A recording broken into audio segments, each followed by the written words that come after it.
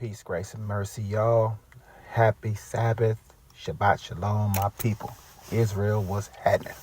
Right? Today, let's just recap to get an understanding of why we commemorate and observe this holy day as the Sabbath.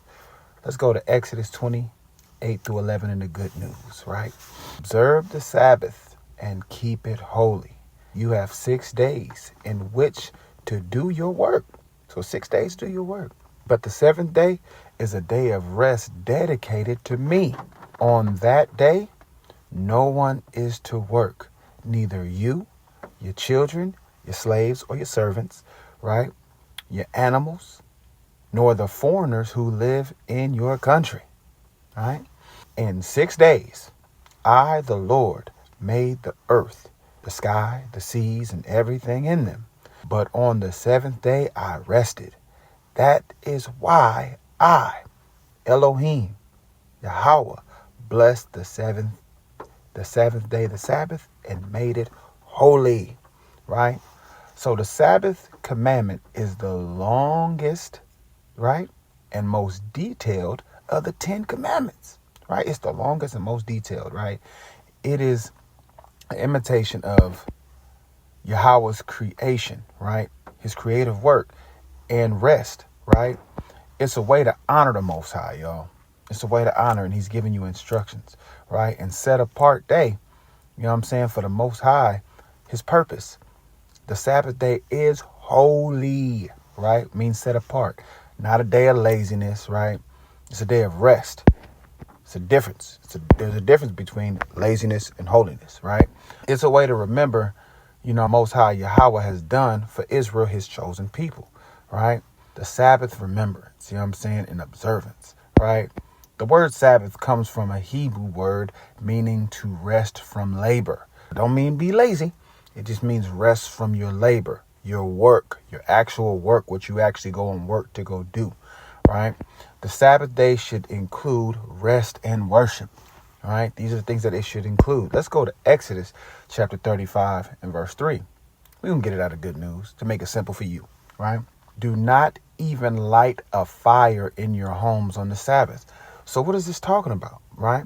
Was meant to not cook anything, right? With fire, right? You're not supposed to cook because you're supposed to prepare it before. You'll see the Levites, right?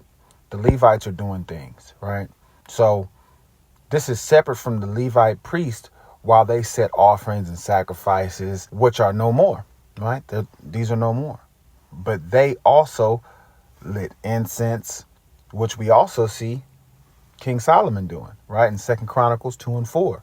King Solomon is a king. He's not a priest, but he's lighting incense and he's sending up oblations, to the Most High on the Sabbath days and on the feast days. So we know by these two examples already that it doesn't mean you can't light a fire, but rather it pertains to the cooking because it was supposed to be prepared the day before, as shown in Exodus 16. Y'all go check that out. Go read Exodus 16. You'll see where they had to prepare the manna, the day before, right?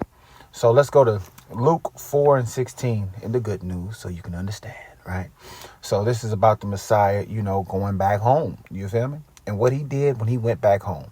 It says, then the Messiah went to Nazareth, where he had been brought up, and on the Sabbath, he went as usual to the synagogue. He stood up to read the scriptures. Did y'all hear that? So the Messiah is reading out of the prophet. This is what he's doing on this Sabbath day. He's reading out of the scriptures from the prophet Isaiah back in his hometown on the Sabbath as he usually did. Meaning he went to observe and teach amongst the congregation of Israel, and then to later convocate with his people. Kick it with them. Fellowship with them after he was giving them that word. You feel me?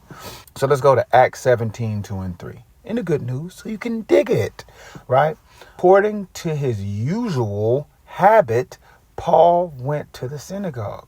There, during 3 Sabbaths, he held discussions with the people, quoting and explaining the scriptures. and proving from them that the Messiah had to suffer and rise from death. Did y'all get that part? Okay, this the Messiah whom I announce to you, Paul said, is the Messiah. So he's speaking of the Messiah on the Sabbath, on the Shabbat.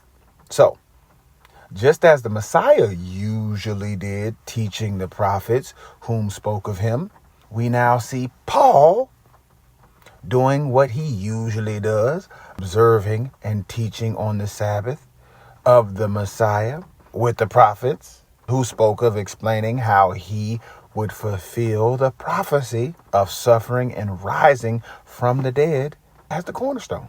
So that's just a quick little breakdown. Y'all know I'm putting these scriptures up there for y'all learning, for our edification. And I even put them up there, the KJV and y'all seen it. I put it up both ways for y'all to understand and, use both scriptures to look through. So I hope this helps you regain your footing and understanding why we commemorate as our forefathers and ancestors did in these scriptures. Right? Come on, y'all. Remember, we are the people of the book. We Israelites, we Hebrews, and must return to our true culture and our God. And his name is Yahweh, as we are blessed through the Son, Yahusha. Right? Come on back. Come on back home, y'all, so we can build this neighborhood together.